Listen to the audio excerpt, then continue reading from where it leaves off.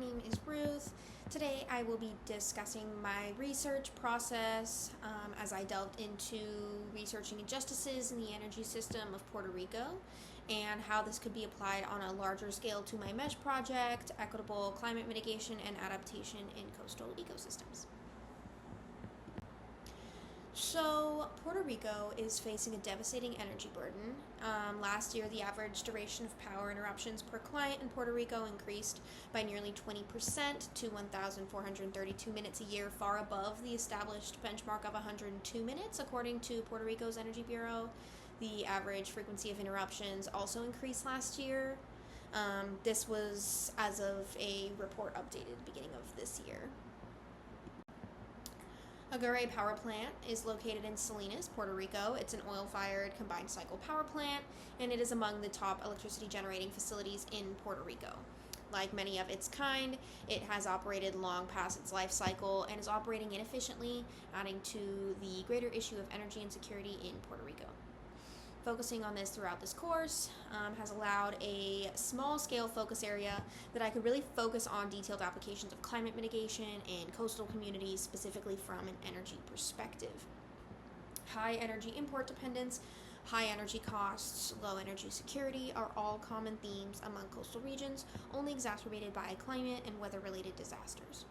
The situation of Aguirre is largely indicative of the energy system across Puerto Rico as a whole, with out-of-date, near-end-of-life equipment, poor efficiency and heat rates, high rates of energy consumption. Unfortunately, this is not just the case in Puerto Rico, but also in a large majority of small island nations. The energy systems here are in dire need of a transition. The main justice implications of my MESH project as a whole revolve around the disproportionate burden of climate change in these vulnerable and often disadvantaged communities. My focus area over the last two courses have been mainly Puerto Rico in this course and then Haiti in the previous course. I have carried both of these nations with me throughout my research. I have found that while they differed in terms of specific issues, the overarching concerns tie back to this inequitable distribution of goods and services, energy, food insecurity, physical vulnerability, and heavy import reliance on these coastlines.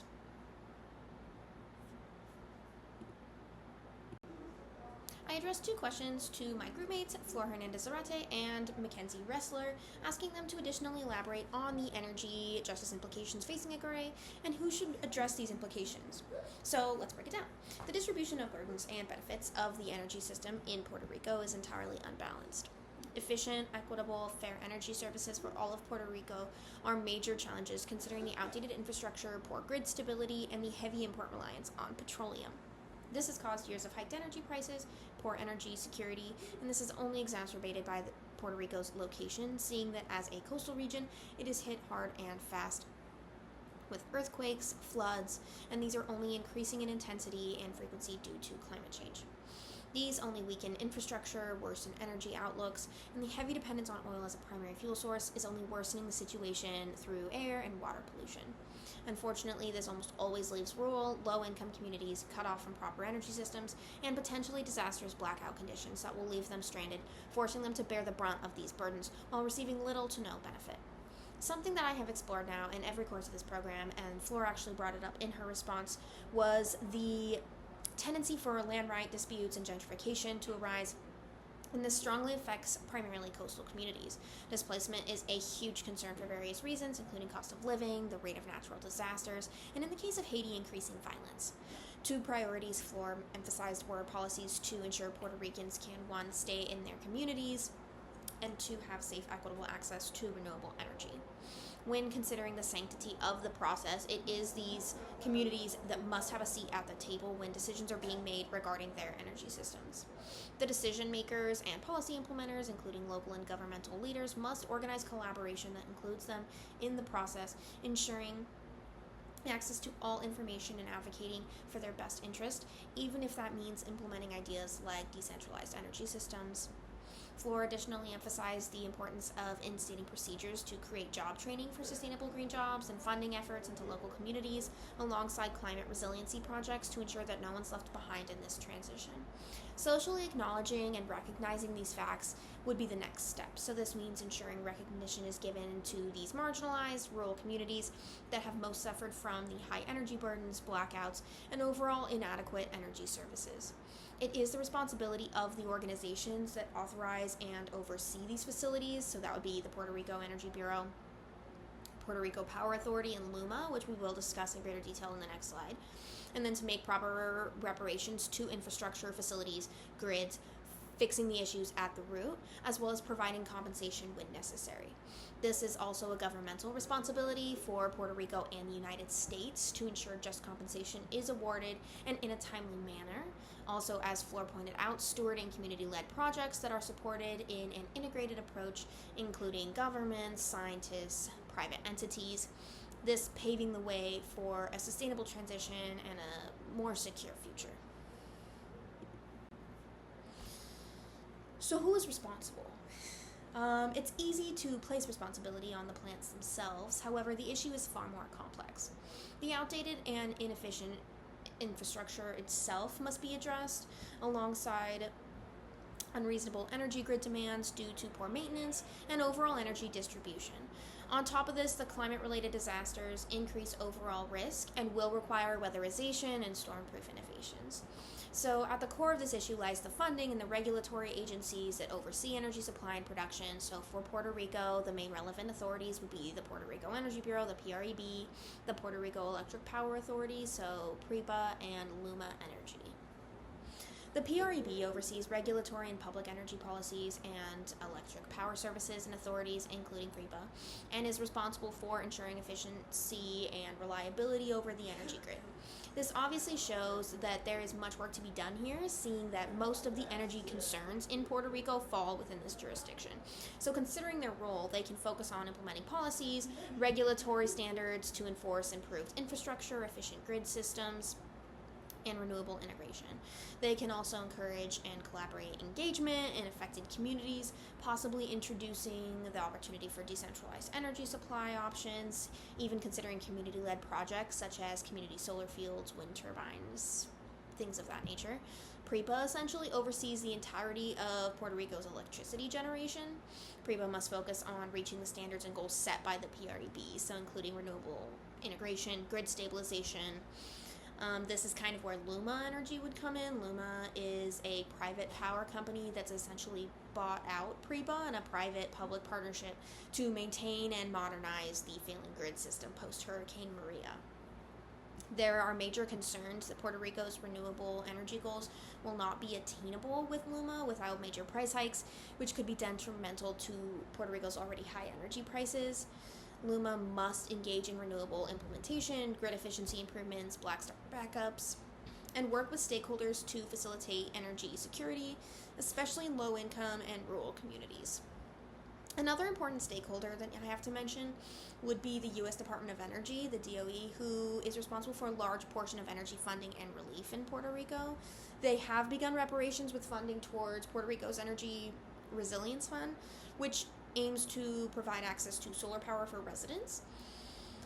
More efforts like these would be crucial to jumpstarting a sustainable transition, and as Fleur points out, Puerto Rico is a territory of the United States and contributes to the economy, meaning it's not only fair but absolutely necessary that the United States allocates the necessary resources and funding towards climate mitigation and adaptation through more than just words.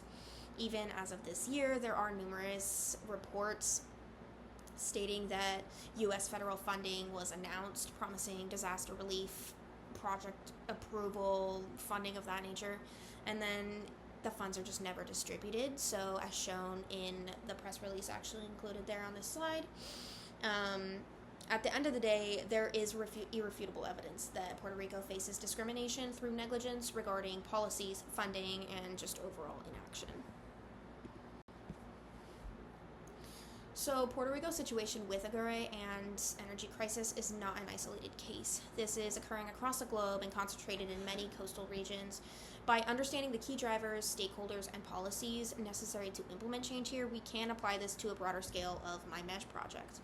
So for example, let's consider Haiti, since that's the the other country that I've focused a lot of my research on. Throughout this course, I was able to compare the energy mixes of Puerto Rico and Haiti and found that both are significantly energy burdened and often for different reasons. So Haiti lacks security mainly due to import blocks via gang control and is forced to rely on biofuels, so increasing damage to their forests, ecosystems, carbon storage systems, and they face all of this alongside poor grid infrastructure. So both countries share root system failures of heavy import reliance and share the same risks from flooding, earthquakes, and other climate disasters. So we can see that while they don't share identical energy mixes or even aggravates, they share many similar solutions. So both cases require heavy policy and regulatory measures to improve the standard of energy distribution, renewable energy generation, and decentralized solutions.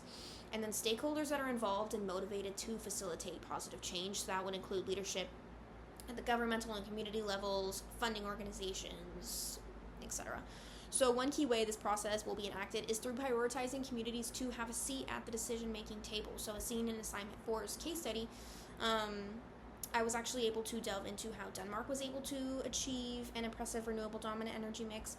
And the key aspects was their dedication to a renewable transition, prioritizing a bottom-up approach, so beginning with projects in rural, marginalized communities, and then working their way up, as well as they focused on optimizing the natural strengths of their given system. So in that same assignment, we see Denmark optimizing wind capacity, Costa Rica and Iceland optimizing geothermal and hydro, and then Greece scaling up their PV efforts.